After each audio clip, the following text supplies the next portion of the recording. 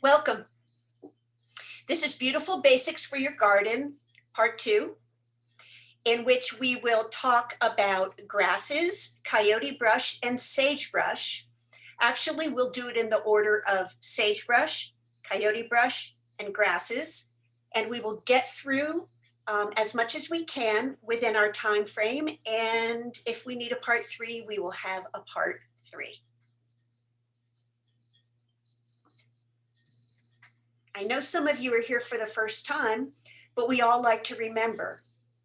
The mission of Native Plants Live Here is to inspire Yosemite Lakes Park residents to fall in love with their property by planting California natives and by stewarding existing native treasures, thus connecting to our land, our wildlife, and each other. And of course, if you're not in YLP, it applies to you too. But that's our origin story. Oh, don't even tell me. I am not, okay, that's good. Okay, as we start every meeting, it's so funny because as I go around and I meet with you guys individually, so many of you tell me that you use the Serenity Prayer in your gardens now. It makes me super happy. And I've even thought, I should like start a multi-part series on, finding serenity in the garden and spiritual practices for finding serenity in a foothill garden. But at any rate, I know that as I go out in my garden, I hope for the serenity to accept the things that I'm unable to change in my garden. This month again, I'm going to use a little profanity. I got a super asshole rabbit and I have this new enclosure.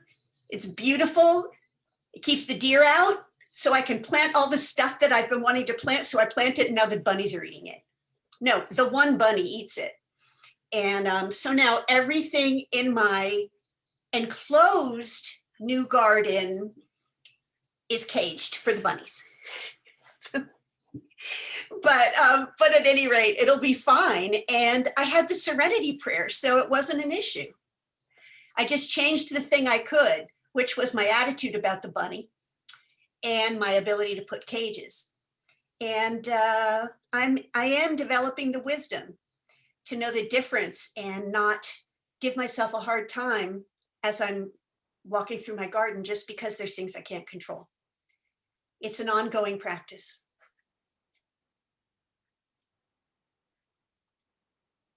Okay, tonight's agenda. We'll start with a little bit of Native Plants Live Here stuff. And then we'll move into our program. So here's native plants stuff. So, hey, when you guys are looking at my screen, do you see the pictures of yourself or do you just see my presentation?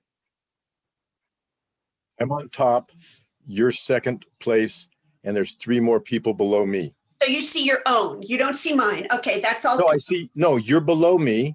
And right. 3 more people are below. So we have a line of 5 people on the east side of my screen. Okay, so right. If you want to see more screen and less faces, go up, take your mouse and hover it at the very top of that film strip and select the box that is just a single box. And then you'll just see me, which will make the evening more entertaining than not seeing anybody. But it will show the maximum amount of the screen so that you can see all the pictures. Questions about that?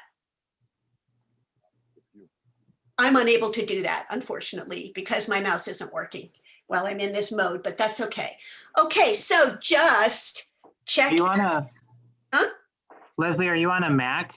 I am. Command-Shift-W.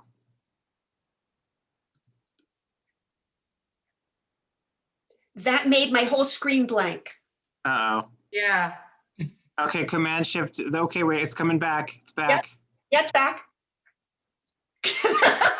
Okay, well, we tried. No, I'm with you. I'm willing to experiment. So anytime. Okay, so check out the Salvia Creek Garden. Words and photos don't do it justice, but that is our beautiful garden that so many devoted members built last year and maintained all year long. Anyway, there it is.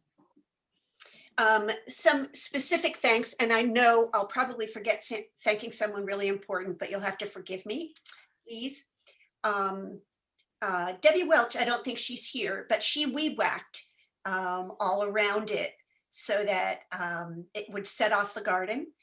Patty's been doing humongous amounts of work in there, finishing up our last mulched area and the decorative area near the steps, and still doing some transplanting.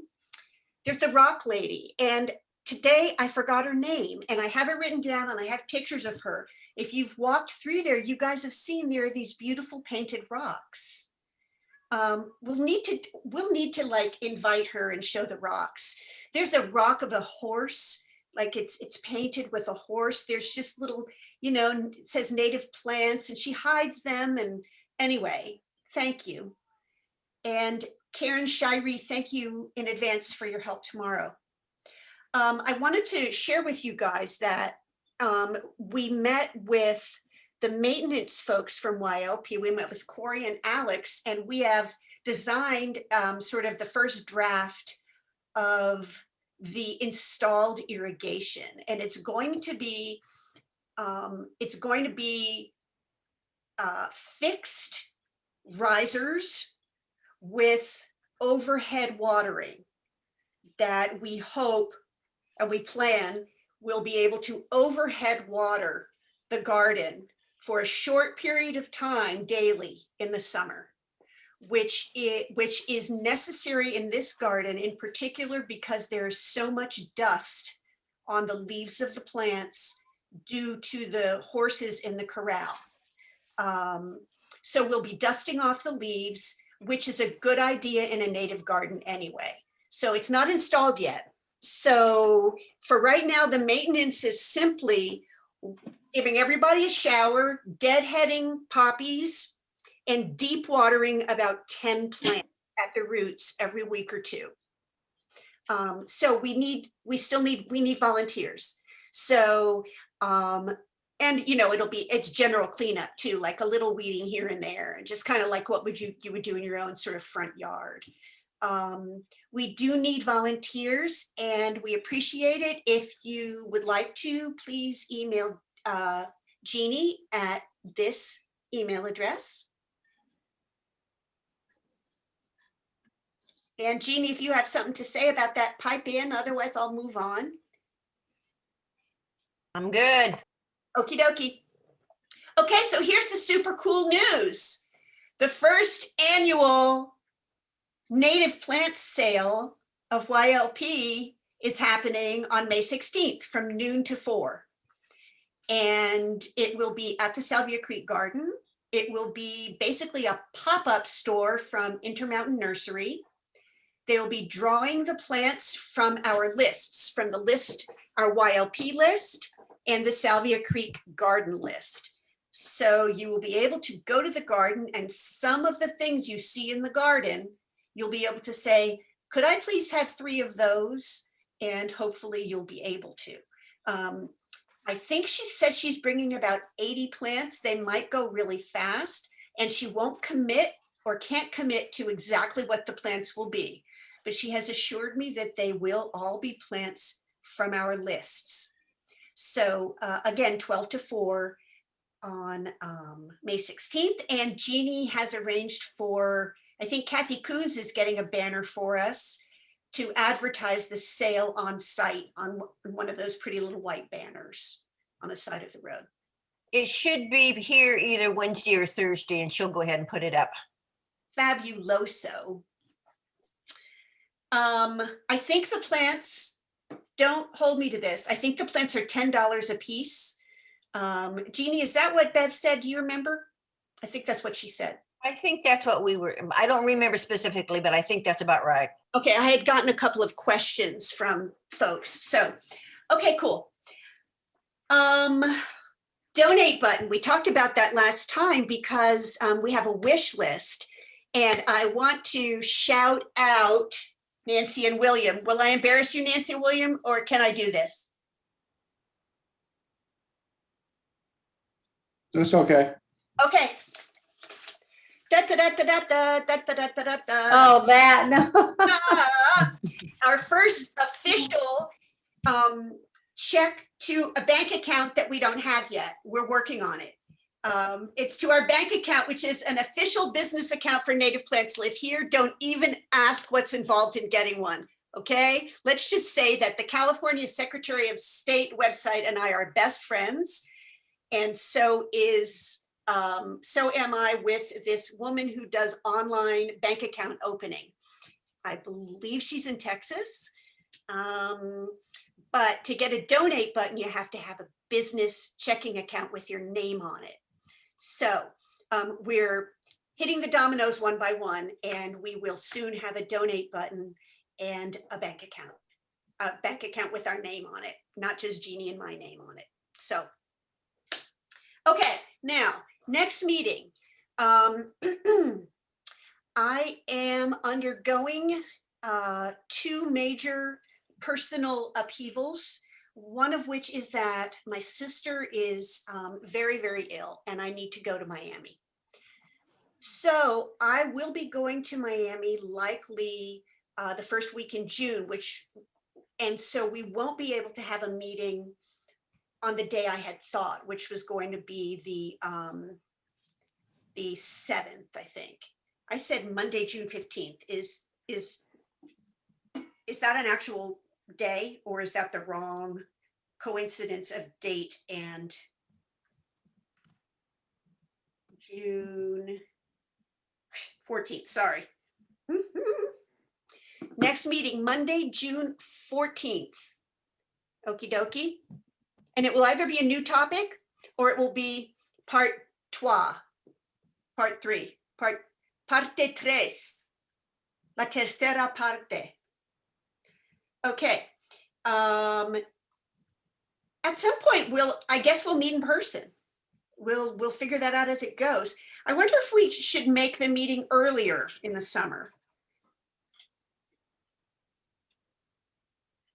All right, so maybe I'll send an email and you'll vote or something. But for now, Monday, June 15th, 7 to 8:30. Patty's encouraging me to make it a shorter meeting, and I understand why she's saying that. And I think I'm unable.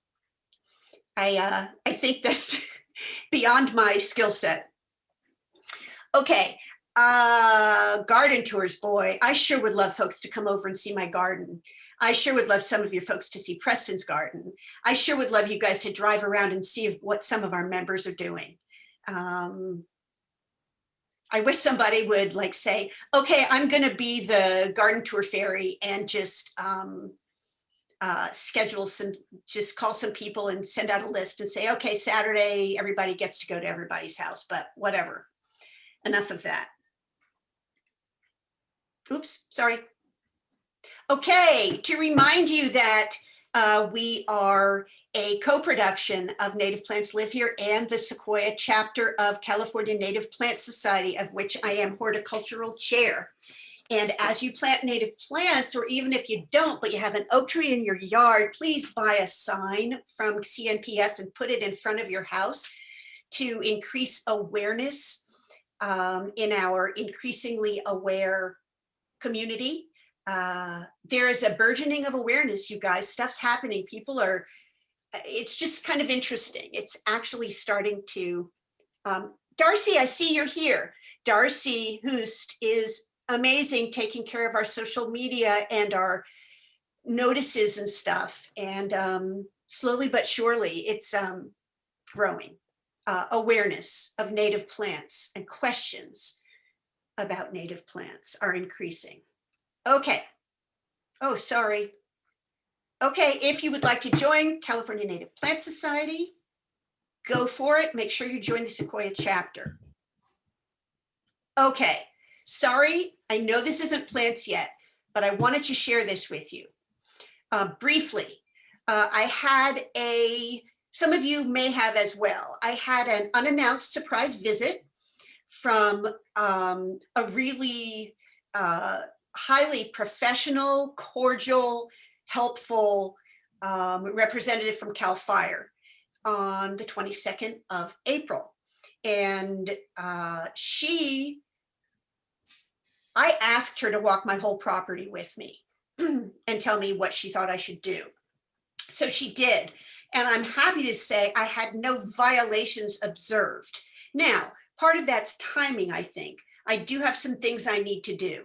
And I'm going to do them. So I am definitely having, even though it's the wrong time of the year, I'm going to have my live oaks, my 2 live oaks raised, meaning there's not enough clearance between the plants around the oaks and the leaves of the oaks. And so I'm going to have the branches hanging down from my huge live oaks trimmed so that those limbs lift and there's enough clearance. I'm also removing all vegetation from within 5 feet of my home. Probably there'll be a couple of things I won't have the guts to get rid of yet, but I'm doing it little by little, limb by limb. It's not a law yet, but it's wise for fire, and I'm choosing to do it whether it's a law or not. So anyway, her name's Natasha Fouts. She grew up in this community. She's awesome. And she offered to come to one of our meetings. And I thought that it might be a really cool thing to have a fire meeting, a native plants and fire meeting where she and I would collaborate. And she said to me, she said, wow, maybe you can really help me with my list. And so it's an incredible opportunity for our community, I think, to have a plant person and a fire person willingly and happily collaborate on recommendations. It's rare. And I'm glad that Natasha reached out. So that's something that's likely going to happen. And I hope it's something you guys will be interested in seeing. I'm going to guess the answer is yes, but I'm in a Zoom black hole. So I can't really get any interaction from you. But maybe you could just email me after and tell me if you're interested in that or something. Okay, enough. We have to get to plants, Leslie. Okay, here we go. As usual, we have an objective because we want to switch our brains to a part that is reflective before we go. So again, I encourage pencil and paper. There are no requirements, but I encourage it because we learn better that way. Our objective tonight is that by identifying and it's the same one from last time, identifying and understanding appropriate native plants that provide structure and actually other things in our gardens, we will make a plan tonight at the end of the class to use at least 3 of these plants in our own yards. So I'd like you to take 1 minute, 60 seconds. And on a piece of paper, I'd like you to, oh, did I write that down too? Wait a minute. I might have been prepared. No, I wasn't. Please write down the area of the yard you'll be thinking about. And kind of just draw a really rough diagram for yourself of what that area is that you'll be thinking about maybe using some of the plants from tonight's class to just be able to process some of the things that we take in tonight at the end and just say, yeah, I could put a upright coyote brush here and 3 Canyon Prince wild rise in front of it. So I encourage you, 60 seconds, starting now. Oh, sages for the outside. Hmm. We have to look at your thing because I don't know. Outside sages, but she's not doing buckwheat tonight, but sages and We can hear you. The hill. Coming down on the hill. Yeah. Um,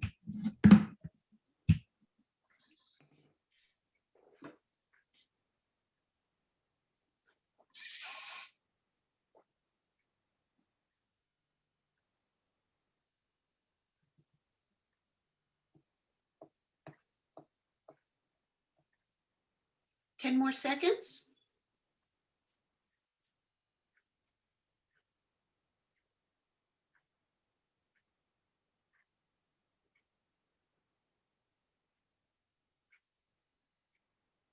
Okie dokie.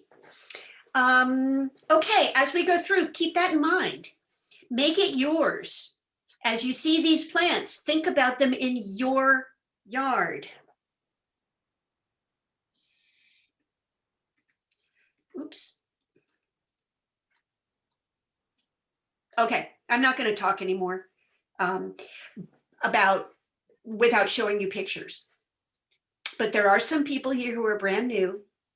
Please, if you like, check out the last class, because I've had some feedback that when I talked about my journey of acceptance that these are the plants we need to use was an interesting one.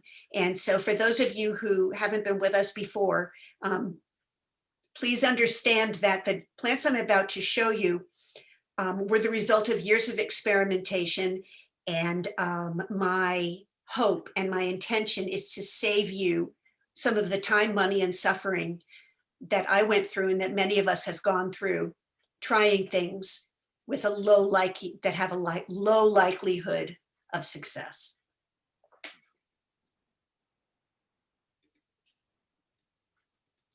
I'm so sorry, guys.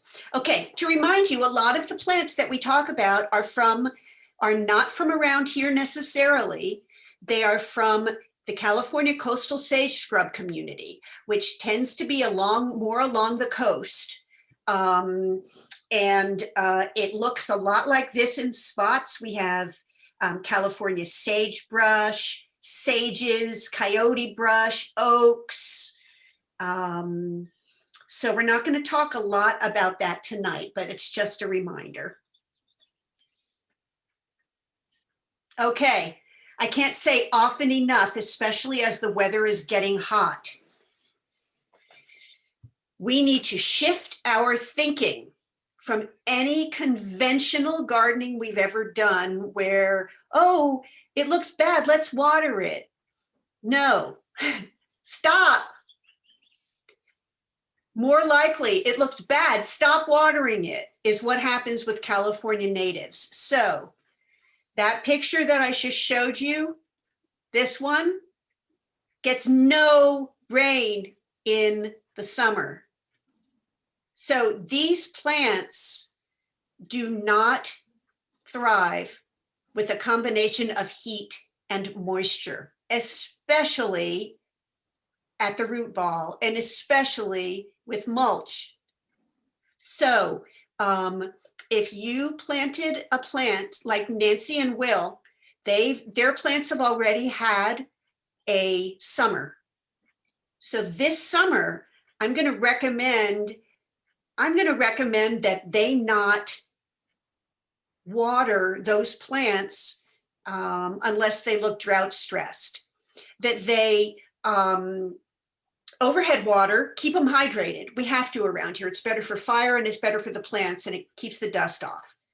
Overhead water, but don't get them wet at the roots. Don't get the soil wet during the hot weather unless the plant is stressed, unless it's showing you that it's wilting.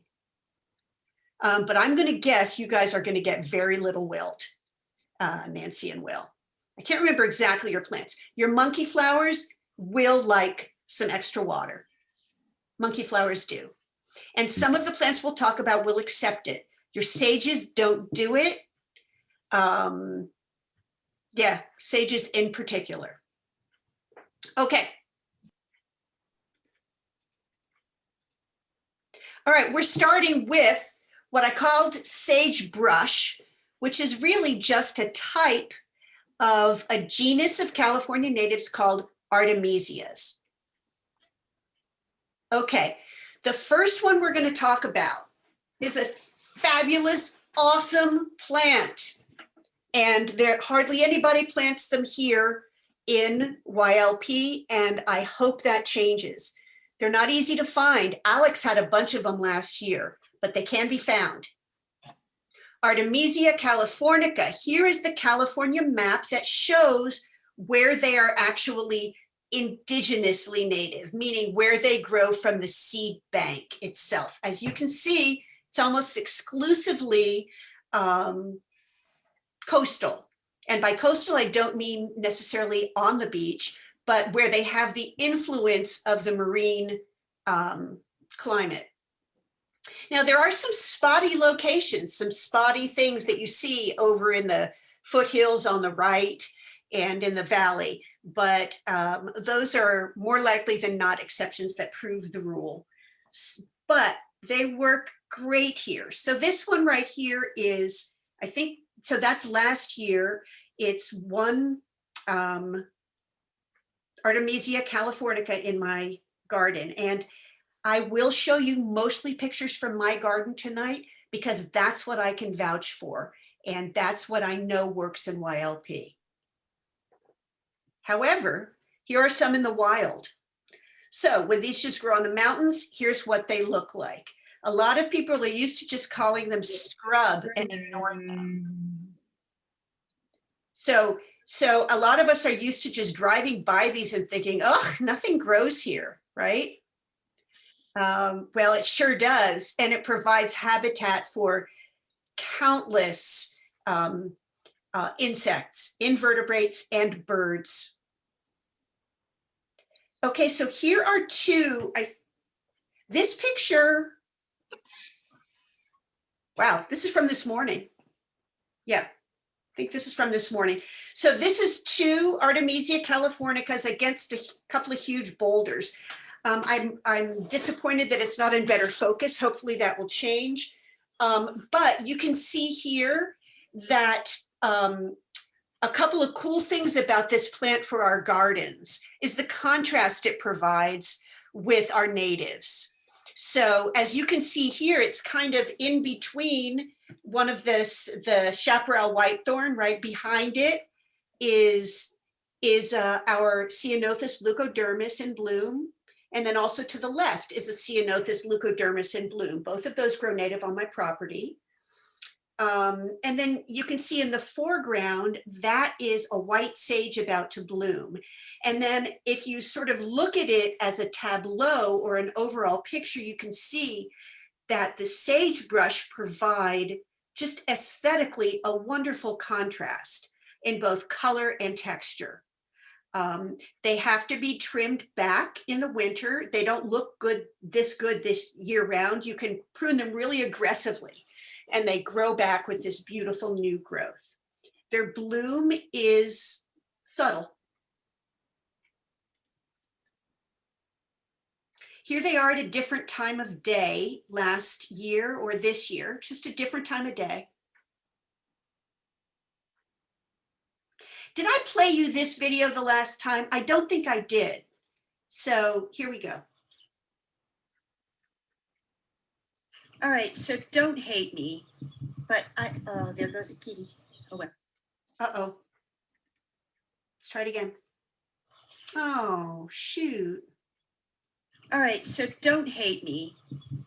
I wonder why he's doing that. Let me try one more time. Okay, so we won't be looking at that, I guess. Here's another picture of Artemisia Californica with an oak tree in the background and a sage to its left. Here is one in the late part of the season. This is probably like October. You can see oh, you know what? That's rabbit brush. Never mind. Okay. Now, but rabbit brush is cool, but it's not Artemisia. Okay, now there are two Artemisia Californica selections that have a different habit than the one we just looked at. The first one I'm going to talk about is Montara. So it just means that somebody was out in the wild and they saw one that looked more like this, and they were like, whoa. And they cultivated it and cloned it. And now we can buy it at nurseries so that it's more mounding and spread out. It's not as tall and statuesque. I think it's gorgeous. Again, cut it back really hard in the winter, and then it fills out like this super fast in the spring. Here is one. This is again from today. I just can't, I'm disappointed. My pictures are not in better focus. I'm sorry. They were when I created the presentation, but it is what it is. I cut this back super hard. You know, I don't adore these plants here. I don't think they do spectacularly well, but you might choose to use them, and maybe they'll do a little more reliably for you than they do for me. I've lost a lot of them. Not the upright one that we did, but these selections, Montara. So yeah, it's beautiful right now. This is this morning. I think this looks great. It's really spread out, but I planted 6 of these in that area, and this is the only one that survived. So again, you know, try it if you like. It's Montara. Here is, in the rest of California, a really, really popular selection of Artemisia Californica called Canyon Gray, which really is a ground cover. You can see on the left, that's in a garden in Sacramento. You can see that the foliage is like the other one, but it's like laid on its side. So it's more like a ground cover. The picture on the right is in my garden. I planted 3 of them in a row on this bank. So they could like tumble over the retaining wall. And, you know, they're pretty right now. They're okay. I'm not in love with them, but it's important that you know about them and be able to make your own decisions. But that's the input I have about them. And there they are today. You can tell today's pictures because they all seem to have lost size or something. Pixels, I don't know. Okay. Moving on. Different species of Artemisia, right? Not Artemisia californica, but Artemisia douglassiana. That just means somebody named Douglas was the first one who described the species, and thought it was more important to attach his name than he did to attach something that would actually describe the plant and help us identify it. But anyway, look how common it is. Check out that map. There's almost nowhere in California where it isn't, except it looks like the low desert, the Sonora Desert, and even there it seems to show up a little. I have not planted this plant in my garden because I've been stupid about it. I should have. I think it's mostly because it needs some water, and I haven't chosen to plant it around my bird baths, and I should have. Let's see. Okay, let's see if this works. This is like a new app. Here we go. A new app I installed so I can open web pages without sharing my screen again. So here's a really nice description from a cool nursery in Northern California. And I'm just going to read you part of it. It's native to many plant communities where there's at least some year-round moisture. So in other words, like if you're near a creek, like on the banks of the creek, even if there's not actual moisture there, if you plant it there, it will send roots down and find moisture year-round. So banks of creeks, near bird baths, somewhere where it gets watered every day or frequently, or any place where there's a little extra moisture. 3 feet tall, and it spreads to form a colony. So it spreads by rhizomes, which are like underground roots. And I'll show you. Hey, Leslie, it just says California Flora Nursery Mugwort. And it's got like a little like circle thing. Oh, you're not seeing what I'm seeing. That's my app that's not working. Not seeing it. That's unfortunate.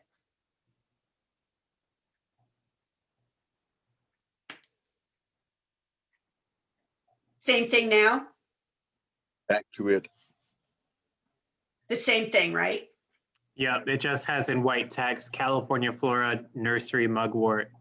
Okay, so this isn't going to work. So here are my links. So I'm going to do this and just reshare my screen. So here we go.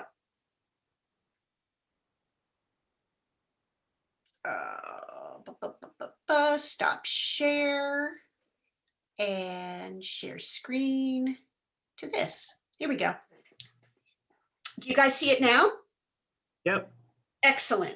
All right. By the way, cool website, California Flora Nursery. It's just a really reliable veteran website for native plants. It's a really good resource for your research. So there's a nice picture of it and a nice description as well.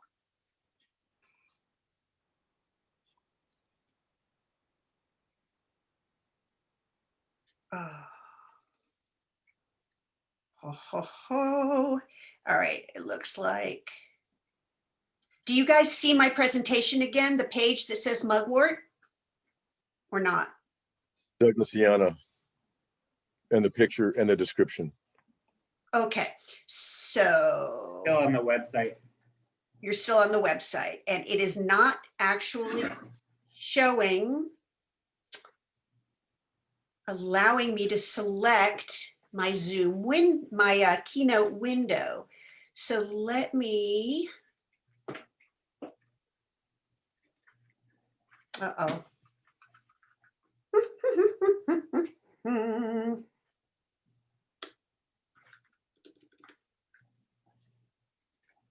Okay, let's see. I've got no control over my mouse and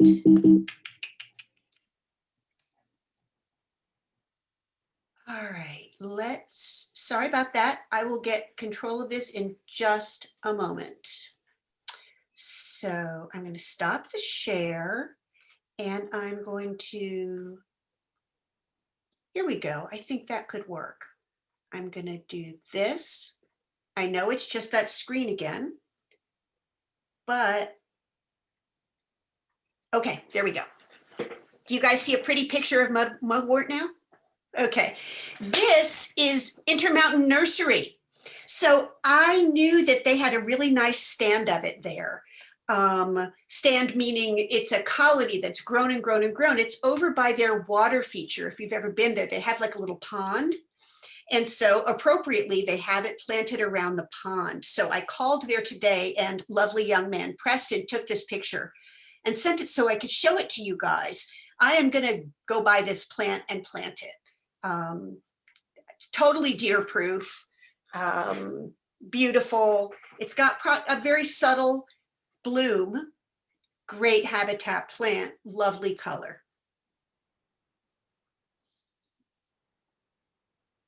Okay, that's it for Mugwort. You ready? Yep. Here's numero trace on the Artemisias. This is a plant called Artemisia Tri-Dentata, and check out the location where it is in the wild. It's not, Mountains. excuse me? High in the mountains, Um, not in the valley, and in the desert side of the mountains. yeah, it's in the Great Basin mostly. So it is at some elevation, but Is it in the rain shadow? well, more like desert. Yeah, yeah. It doesn't get any, it is basically a desert plant. Like when you're in basins. So when you're driving like to Death Valley or Las Vegas, you're going to see big stands of it. And I hope, let's see. Here's a terrible picture of it. That was a note to myself to find pictures from my last house, which I didn't do. Oh, I have crappy pictures. I'm so sorry. This is the coolest plant. This plant is huge. This plant gets 7 feet tall. And it gets this gnarly wooden base. You've seen them, believe me, Google it. So this would be not something you want to plant a bunch of, probably. It's something you could put as a backdrop in an area, or when you needed some height or just a specimen somewhere. It is a wonderful, wonderful plant. It gets really huge and it's available in nurseries. Now, one of the nursery selections, I haven't found straight Artemisia Tri-Dentata around here at Intermountain or a couple of other nurseries. I found this variety called Vasiana, which is a more montane version. So a version that is more from the mountains, and it's a little bit smaller. But these are spectacularly drought tolerant. I mean, they're just no care other than trimming them once a year to make sure they're not dead and fiery and ugly. You just trim them once a year. And you will see everybody buzzing and nesting and caterpillars and cover for the birds. Yeah, great plant. And I prepared this just because I'm a word nerd. But when I said before that the guy named it Artemisia Douglasiana because he needed to see his name on everything, it doesn't tell us anything about the plant, right? But this does. So whoever the generous botanist is who named this, named it to help us identify it. So he named it Tri-Dentata because each leaf is separated into a 3-toothed form. So the next time you're in the desert and you're walking around and you smell something good and it looks gnarly and beautiful and tall, you can look and see if it has 3 teeth on each leaf. And if it is, you know you're dealing with Artemisia Tri-Dentata, 3-toothed. Okay, so this is just general info about Artemisia. Full sun, except the mugwort probably can tolerate a little bit of shade. Well-drained soils. They need little to no supplemental water, and you will damage them if you give them much at all, except the mugwort. Please don't till the soil, add fertilizer, or amend the soil, just like all of our natives. We don't do that. And you will have to give them an annual pruning to keep them attractive and fire safe. Here in YLP, make sure you space them appropriately. If you're planting Artemisia Tri-Dentata, I made this mistake in my first native garden. I wanted to find those pictures for you. I planted it too close to a toyin, and it was bad after year 1, and I never had the heart to take it out. So it was one of those goofs that I just was paralyzed to fix. Make sure you leave enough room, which would be, I'd say, at least 6 to 8 feet. Use your rocks. Plant it against a rock outcropping. The Artemisia Californica, it's gorgeous against boulders, happy between boulders, where it can just sit and drain in some decomposed granite. Give it a rock at its base, right on its base. Don't be shy. Nice sized rock on the hottest part of its exposure, southwest exposure. Like everything, a gopher basket beneath it. While it's a young baby, give it a cage. If you can find a 4-inch pot, use that rather than a gallon. It's easier to establish and easier to plant in less soil. Mulch it. Make sure, as always, you look on the website for how to plant California native plants. Plant correctly with the crown of the plant above the soil level so that your crown of your plant is never sitting in water. And check the online resources or ask Patty because she's the world's expert now. Okay. I just wanted to show you, this is the current availability list at Intermountain Nursery. They have 3 Artemisias for sale. Hopefully they'll bring some with them. They have Kenyan Gray, which was that ground cover sagebrush. And they have Mugwort, and they have Tri-Dentata. They spelled it wrong, but they have it. That's the really big one. So guys, I mean, Charlene, you have that huge outcropping. You could put an Artemisia Tri-Dentata in front of one of those boulders for amazing drama if you wanted to. So just to show you what's going on at Intermountain right now for that. They have X's over here if it's a California native. Okay, next chapter. I'm going to have a little drink. Anybody have anything to say or ask before we move to the next category? I think I found a sagebrush by my driveway, and I was like, how'd you get here? Did someone plant it, or do you think it could just happen in this area? I don't believe it would happen. It might be an Artemisia that isn't one of the ones we talked about. There's really popular garden plants at conventional nurseries that a lot of folks plant because they like that gray color, called like Powys Castle. Artemisia is really popular in conventional gardens. So a lot of the time when you look at English gardens or conventional gardens and you see that sort of grayish look, it will be genus Artemisia, but not a native species. So Edward, you can send a picture and I can do my best with it. I will, but you needed a break so that you could take a drink, and I asked you a question. I'm sorry, Leslie. God, you're the best. Thank you. And I just went in hook, line, and sinker, didn't I? Anybody else have something? No? Okay. Okay, cool. All right, so here's one of my favorite subjects. Coyote brush. So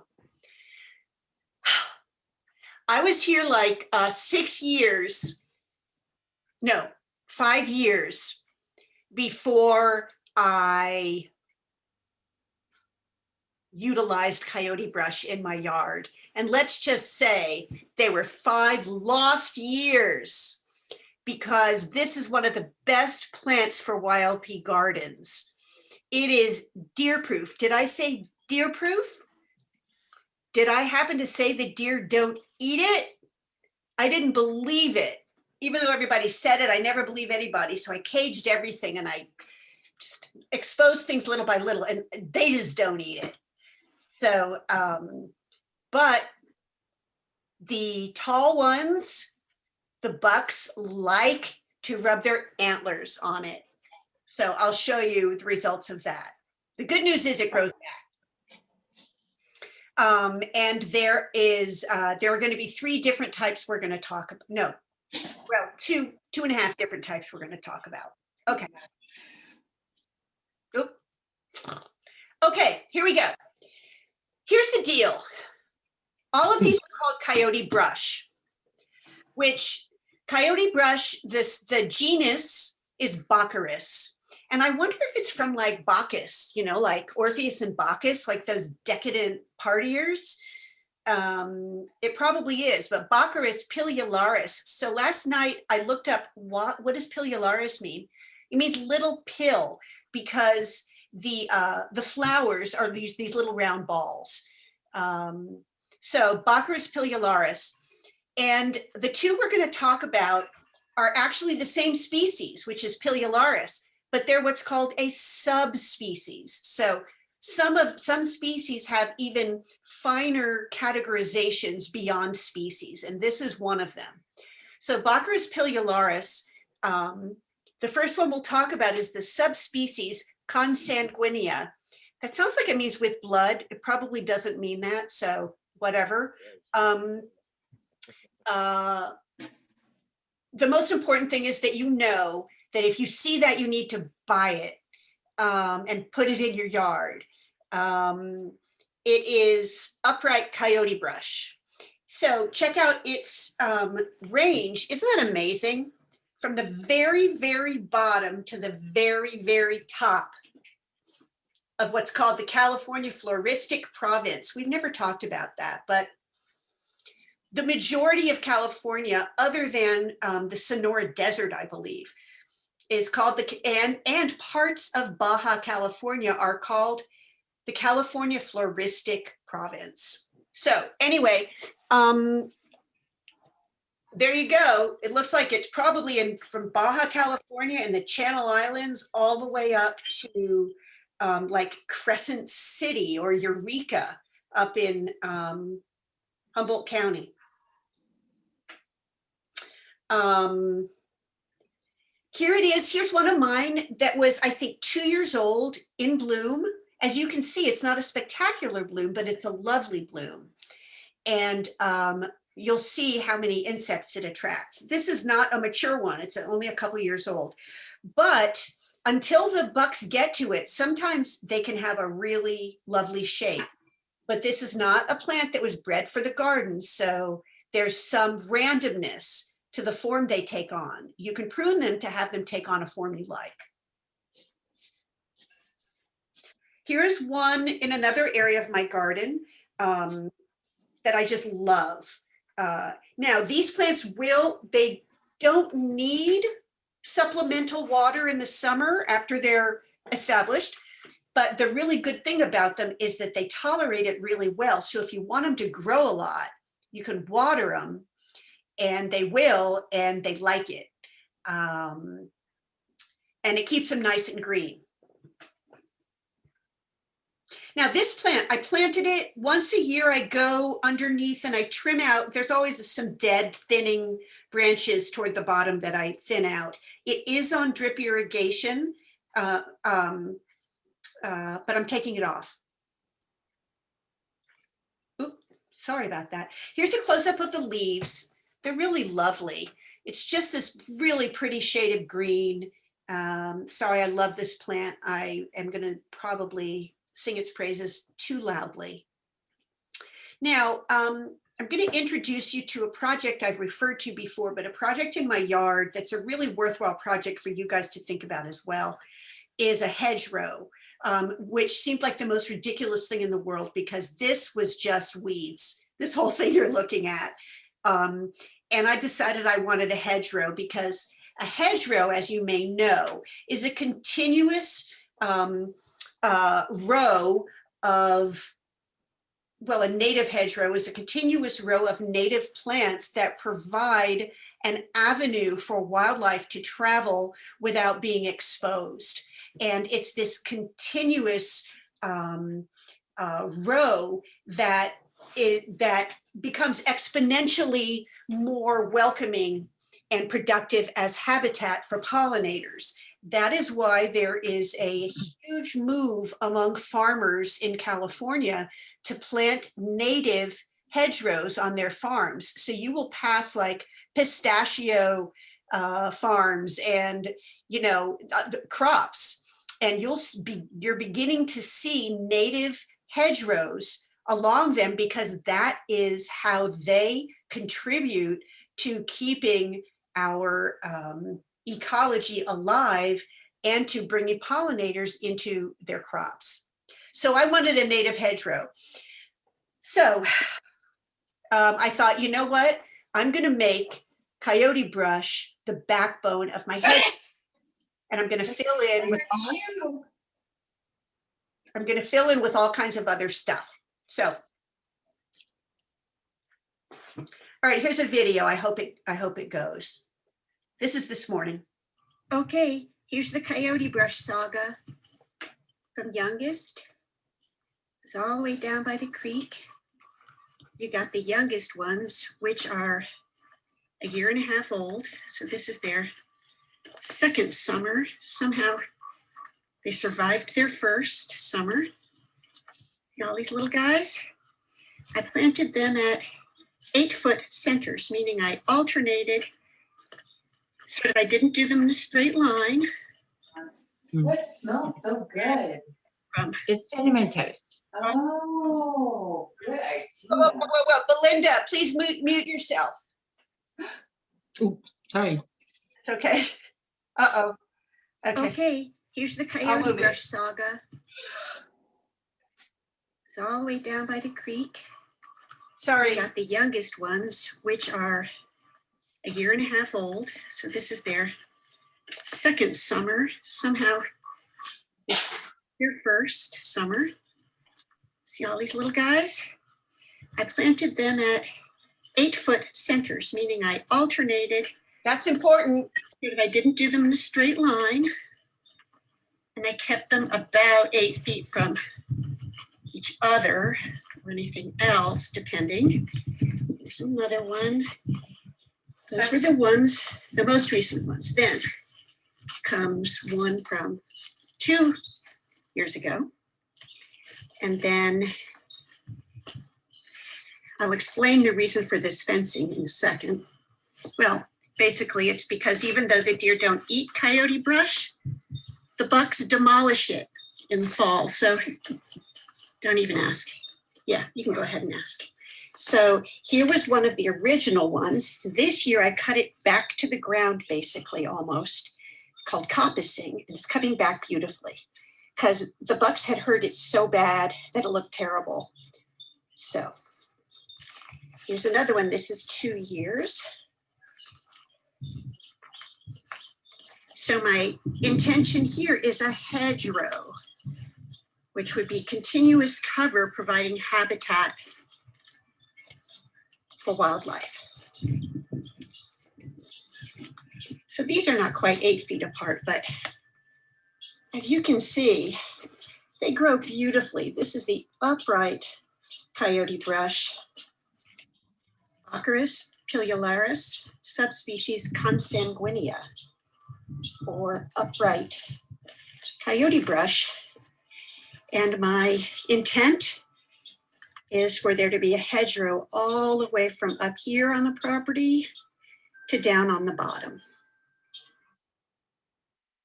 Okay. Here's.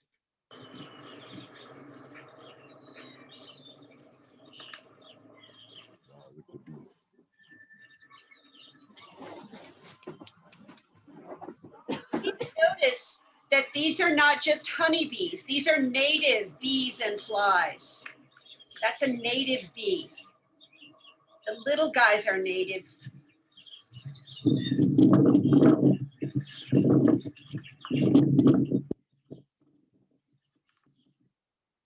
Okay. Here's a close-up of the blossom. This is a really interesting plant. It's a plant that is something called dioecious, which just simply means that male and female flowers only exist on separate plants. So they reproduce only when you have a male and a female. But the males look like this, and the females look like cotton balls. So a lot of people don't like to plant the females because they call them messy, but you know, whatever. Anyway, most of the time you can't even buy the females because people don't like the messy ones. Okay, here's basic points about upright coyote brush. It will tolerate extra water. The deer don't eat it at all. Keep your old and dead branches trimmed once or twice a year. Amazing habitat plant, and it comes back when the branches are cut, either intentionally or due to the excessive passions of a rutting or antlering buck.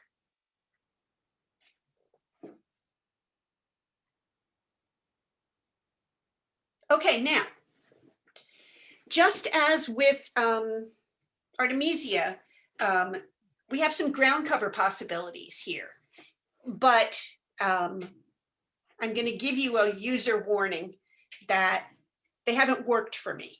So, but I need to cover them. I need to tell you about them because they're important.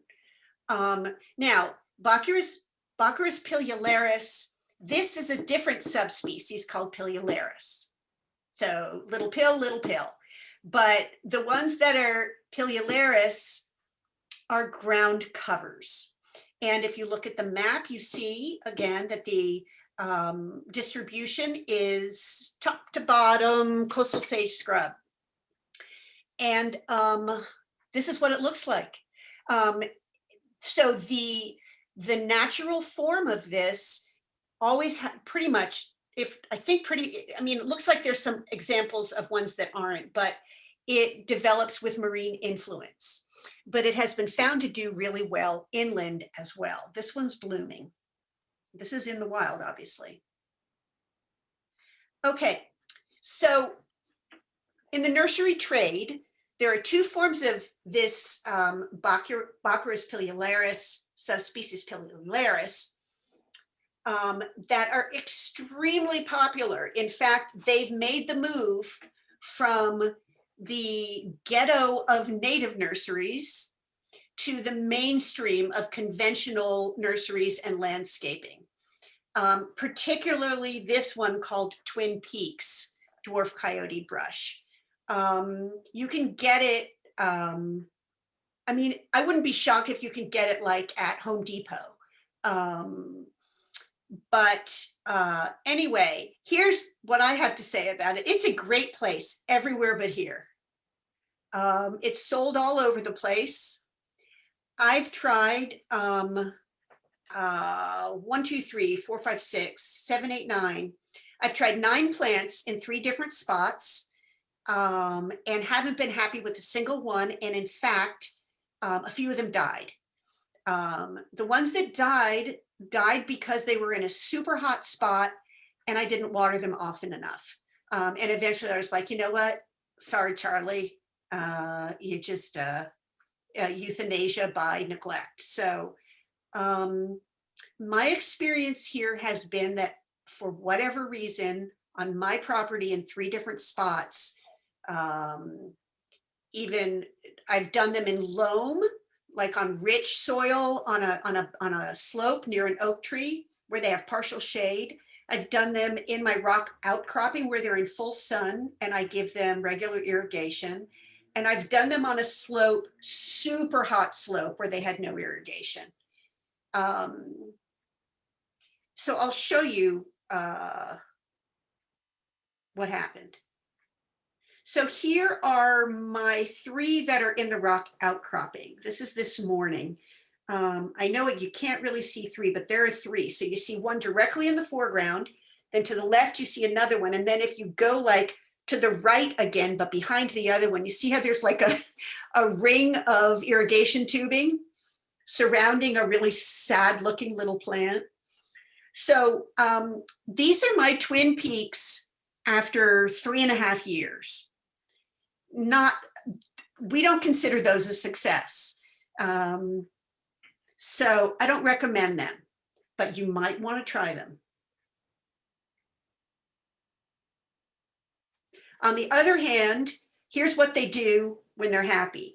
So you can see on the left, and you'll see pictures like in native gardening books of like hillsides of like, you know, Santa Barbara Botanic Garden. It's like, oh, here's this half a mountain that we planted with Twin Peaks and we haven't breathed on it since, right?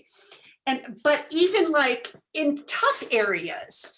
Okay, so we talked about this ages ago, but you know the corner in Oakhurst, as you leave Raley's, if you go up to the street where the Japanese restaurant and the medical building used to be, and you go to that light, and you always have to wait there because it's always red.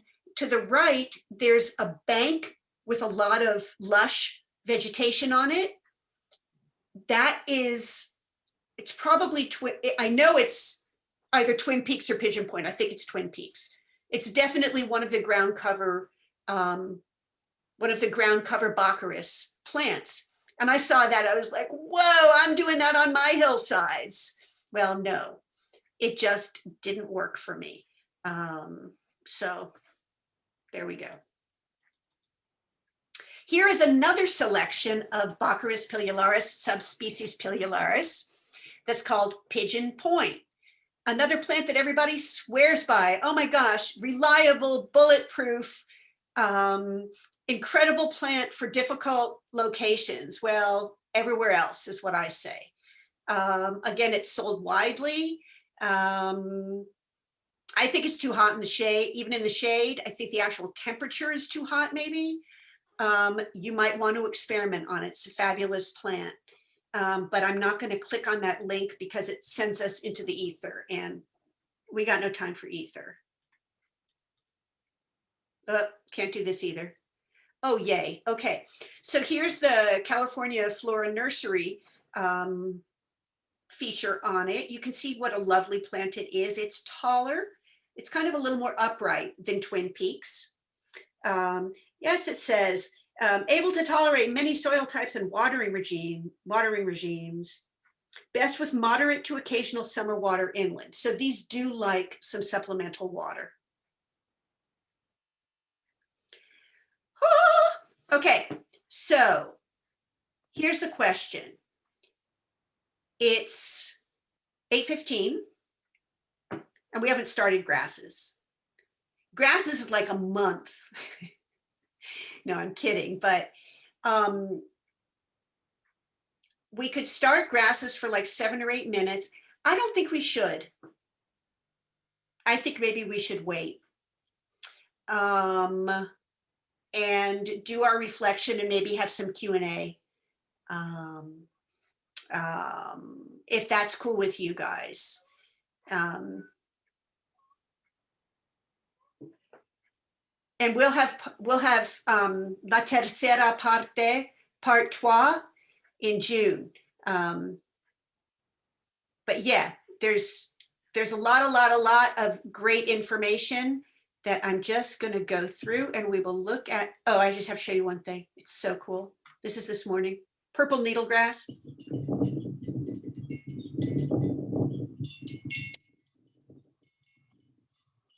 It's just one grass sitting there in full glorious bloom. That's our state grass.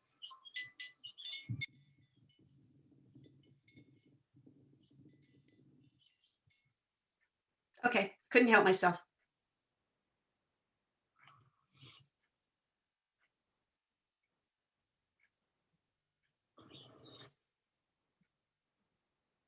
Have to save all of that for next time. As a reminder, where you can purchase plants, come to our plant sale. There'll be a plant sale in the fall.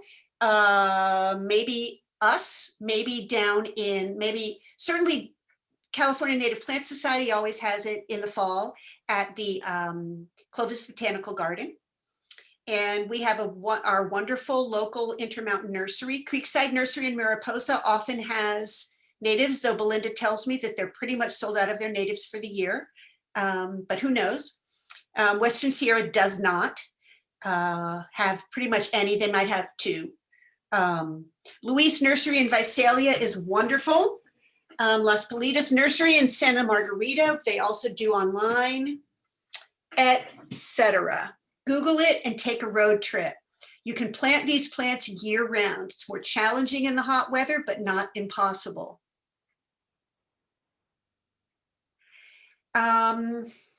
Shoot. Yes, go ahead. Huh? Go ahead. We have a minute for some member plantings, but this was from a month ago, so I can't even imagine how they look now. Becky Fisher planted like a billion natives last year, and she added over 20 again this year along her driveway. And this was a month ago. This is sages, mostly sages and grasses. And she had just planted these. These look like some white sages, maybe a month. Yeah, white sages. Look what a good job she did with the rocks. So she planted, you can see that the crown of the plant is above the soil level. And she's got really nice inorganic mulching with those rocks around it. I hope she's adding organic mulch as well. I think she is. But she had just planted them that day that she took these pictures. Alan Henning has never come to our meetings, but he's been planting a bunch of natives, like over 100, I think he said. He hasn't done everything exactly the way we talk about doing it. You know, it doesn't look like he's cleared and mulched, which will be more challenging for his plants, but he's planted a lot. Darcy, I know yours look different than this now. This was a month ago. And they were doing so well, and I know that they're doing even better now. Do you want to pipe in about it, or have you even been here? Darcy, it's been several weeks, but last time I was there, one of the things, the leaves start to turn yellow, and so my conventional / city gardening says water it. It's dying, and I'm just trying to just avoid that and let it go. So I don't know what they look like now, but Okay. All right. So they're not being watered at all? I think that they're on drip irrigation, and I think we have it set for once a week for like 3 minutes. All right. I may go up and just take a look if that's okay. Okay, feel free. You okay if I do that? Because it's tricky. Absolutely. Because the weather's hot, it's their first season. So let me just do that. Okay, thank you. Okie dokie. Preston, oh my gosh. I showed these last time because I couldn't help myself because they're so beautiful. But I know that Preston's Corona garden is just going crazy right now, which is his purely native, essentially raised bed garden. Preston has left an open invitation. You can email him and go visit his garden. I urge you to do it, please. He's planted so many plants that will work for you, and he has so many great ideas. His garden is way more artistic than mine, and it's huge and mature. And anyways, please. I think Preston said that no one had taken him up on his offer, and that's just a shame. Preston, do you want to put your email in the chat again? Sure, but I just want to point out the picture in the right, top right corner. Yeah. The bright green spot towards the top, before you get to that path, just to the left of the trough. That is a Baccharis pigeon point. Oh, And if I did not really trim it, it would take over almost that entire space. so it's happening. It grows like crazy. And this is and the upright form is the one right in the front of the picture against this rock. And again, if I cut that down, I don't coppice it, but I kind of pollard it. I just cut it like a hedge every year, about half its growth, because otherwise it would get so big you couldn't see the garden. Yeah. And your pigeon point, so you'd say on a scale of 1 to 10 of success, it's a 10. Yeah, but it does get a lot of water. Well, not a lot, but for here. How much does it get? A lot. Uh-oh, see, he's embarrassed to tell, which means it's probably every day. Not every day, but I'd say at least 2 or 3 times a week. Oh, okay. Yeah. All right. Okay, so there you go, guys. That's great information. If you have an area that you're watering like that, maybe you have some non-natives that you need to water that often, consider Pigeon Point and leave a lot of room for it. Thank you, Preston. Great information. Oh, you guys, Edward. So I know this is a month old, but Edward started with literally nothing but weeds, and he has become a total native plant geek and did this, and it's amazing. But I know these pictures are obsolete by now. Edward, you want to just share a little bit?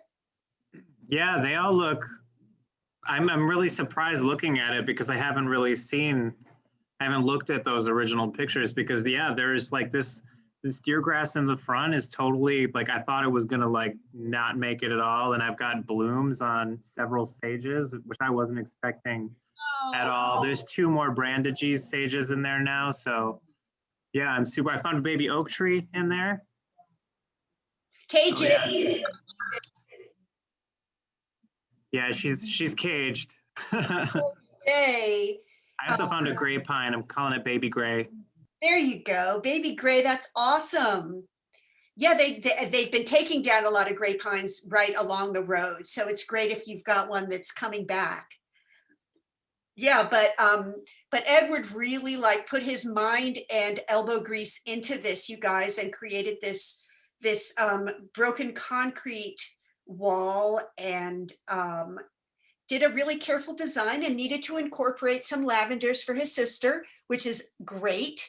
So it's a good example of combining non-natives with natives. And this is how we get along. And anyway, thanks for sharing those pics, Edward. Okay. Nancy and William. So again, these are a month old, but you see some beautiful success in their, that's a street side planting, that celestial blue sage that they're worried is dying, but I'll bet it's doing okay. And Bee's Bliss on the right, which is, you guys, Bee's Bliss or Gracias sage is just a must. You know that, but that isn't a class on sages. Oh my gosh, I didn't include this. This thing at the health department, I went back and got my second shot 3 weeks later. It's in full bloom. It's worth a trip there just to see it. I should find the video and play it for you. It's spectacular. It's like 125 feet of Cleveland sage in full bloom. It's amazing. This was not full bloom. Oops. Okay, here we go. Reflection. Okay, time to switch areas of the brain. Maybe deep breath. You're not going to take in information now. You're going to process information.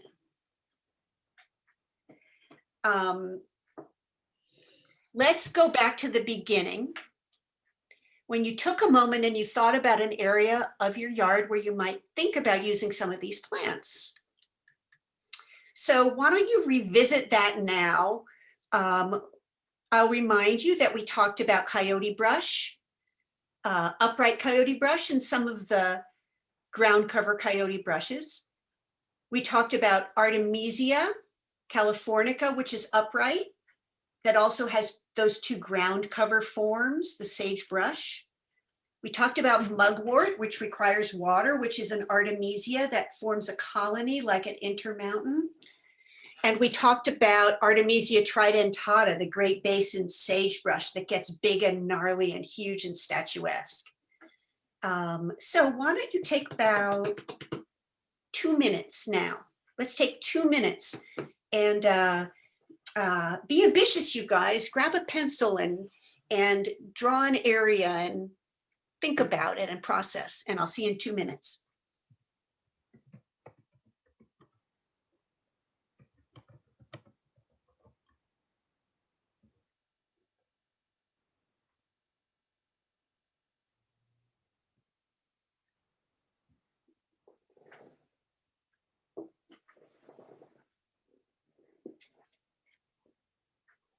Feel free to add a different kind of plant if you are thinking about that as well to use with it. Leslie, check your chat. Okie dokie. Oh boy. Oh yeah. I can't. Why don't you text me? I don't text. Oh, you want to messenger me? If you're trying to tell me something? I'm sorry, I can't get to it. Oh, I see, I see. Well, it's just, I'm unable to post in chat to anybody but you. Oh, shoot. Edward? Preston's unable to post in chat to anyone but me.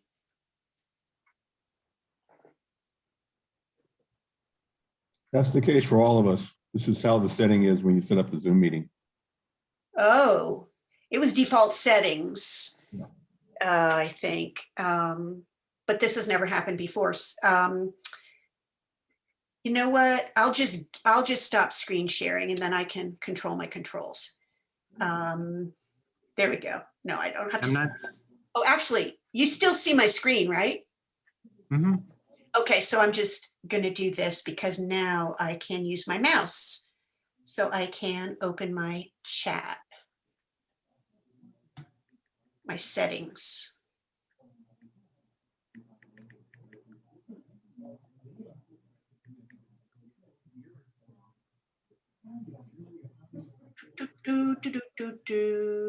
Where's my Zoom window?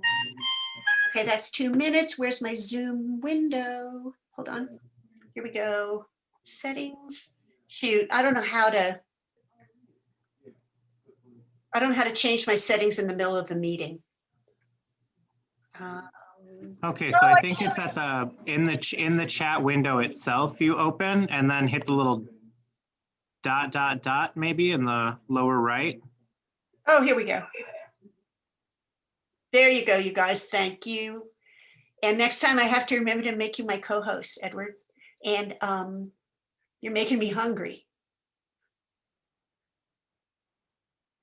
Okay, now you guys could chat if you wanted to. Okay, so here is Preston's email, you guys.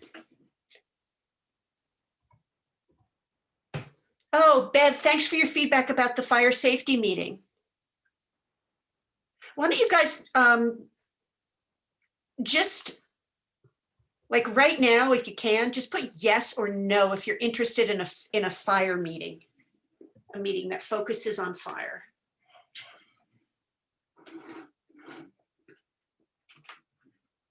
And if you're not sure how to chat, go down to the bottom of your Zoom screen until you see those controls and hover your mouse. You should see something that says chat. And if you click it, it should open a window where you can write into the bottom of the screen and hit return to post a message.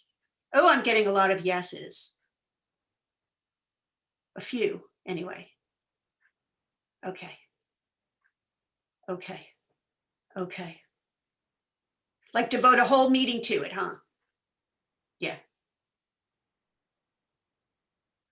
Okie dokie. Would anyone like to share what their processing led to? You know, an idea they have maybe? If you can say it, you can do it. If you can write it, you can say, if you can say it, you can write it. If you can write it, you can do it. That's what they say.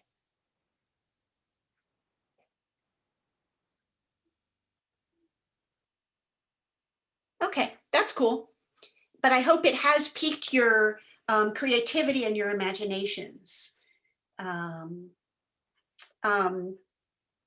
really tonight want to tell you how much I value our time together, especially now that it seems that we have really a core group of stalwart native plant meeting people. With the troubles I'm going through in my life, I have found that even though the pressure to prepare for the class fell particularly hard on me, I realized that it was something that actually was a positive through line for me, that it actually is something that is positive and moving forward and growing. And that no matter what happens with these other difficult things over which I have no control, this is something valuable. And I'm really grateful for you making that happen. So thank you for that. Okay. I want to thank you for just sharing your wealth of knowledge, and I just so appreciate it because I've learned so much. So thank you. You're welcome, Darcy, and right back at you. Thank you. Okay. The Serenity Prayer. You can choose to say it or not. I'm going to say it again. That tomorrow morning as I walk in my yard, I will hope for the serenity to accept the things I can't change in my garden, Mr. Bunny. The courage to change the things I can, like how I feel in that moment and how I'm experiencing the things I'm seeing, and the wisdom to know the difference, the ultimate goal. And I believe that there is a wrap.